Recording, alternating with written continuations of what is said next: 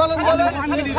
আমি বলছি I want to talk with you only 1 minute, not more than আচ্ছা বলো তুমি বলো 1 মিনিট আমার সাথে বলো কি বলবো বলো বলো আচ্ছা আপনার সাথে 28 সালে আন্দোলন করছি আমি তো বলছি জেল কাটছি আপনার সাথে রিমান্ডে ছিলাম আমার তুমি একটু আমার এরকম তাড়াহুড়ো করছেন সেখানে কাজ করলাম এই সে একজন ত্যাগী নেতা আমরা অস্বীকার করছি না আমি স্থায়ী কমিটির মেম্বার আর একজন বলেন আমি আবার আমি শেষ করে দিতে আপনি বলেন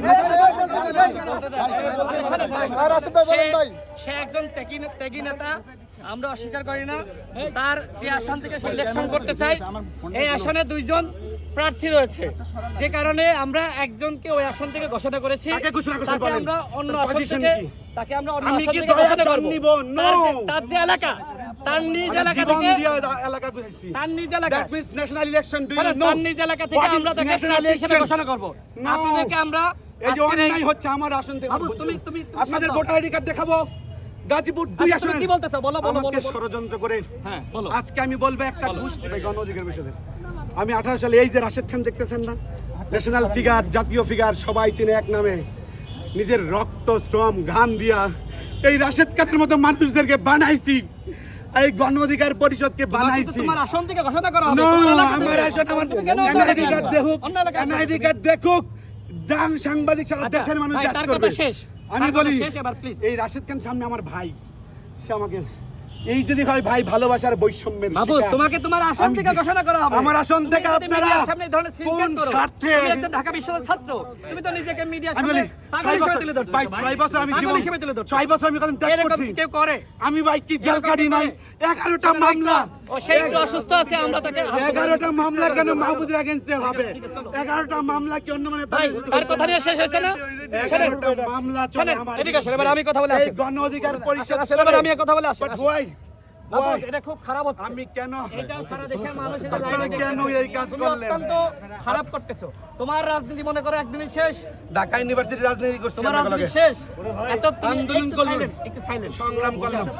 আপনি আপনার মন গড়া কথা বলেন আসলে তো ঘোষণা করা হয়নি সে কি পাগলামি করতেছে শহীদুল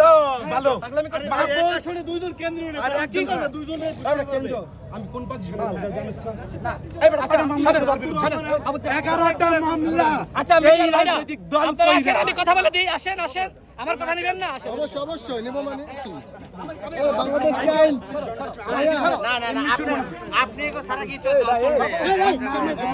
ভাই শোনেন প্লিজ দল চলবে পার্টি চলবে এই শোনেন এই শেষ করে দিয়ে আসেন এন্ড শেষ করে দেন ভাই এন্ড শেষ এটা শেষ করলে আপনারা শেষ করে দেন রাশেদ ভাই বিভ্রান্তিকর কথা বলছেন। আচ্ছা ঠিক আছে শোনেন বলেন বলেন ভাই তাকে নিয়ে কথা বলতেছি এটাই কিন্তু শেষ কথা বলেন বলেন ঠিক আছে আপনারা সাংবাদিক ভাইরা আপনারা একটু এই টাকা দাকি করে পিছে যান শোনেন এটা বাবু পিছে যান তুমি কথা বলছেন না এবার আমি বলবো আপনি বলেন শোনেন আপনি বলেন আমরা আজকে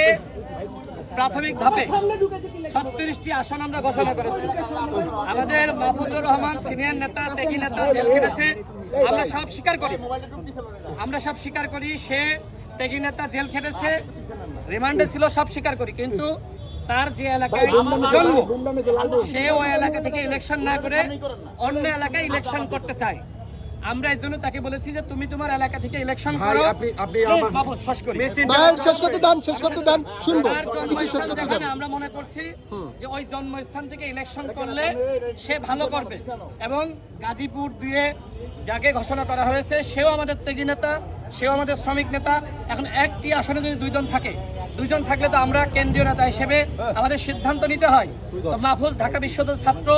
ত্যাগী নেতা সে তার নিজ এলাকা থেকে ইলেকশন করবে এই জন্য আমরা তার আসনটি এখন যেহেতু সে একটু মানসিকভাবে অসুস্থ আমরা এখন তার আসনটি ঘোষণা এখন করি নাই আমরা শীঘ্রই তার আসন ঘোষণা করব সাংবাদিক ভাইরা তার বক্তব্য নিয়েছেন আমার বক্তব্য নিয়েছেন আমি বক্তব্য দেই নাই আসলে সে পাগল কিনা আমরা তো জানতে চাই শোনেন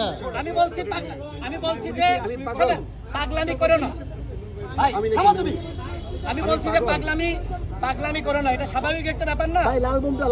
স্বাভাবিকভাবে সে হিসেবে বলছি যে সে পাগলামি করতেছে তা আপনারা যদি মিডিয়ার ভাইরা এগুলো যদি এইভাবে তুলে ধরেন মানুষের কাছে তো আসলে মানে খুবই দুঃখজনক আসলে একটা না ভাই আমাদের যেটা বললেন সে পাগল আসলে কি সে পাগল কিনা আমি বলেছি সে পাগলামি আর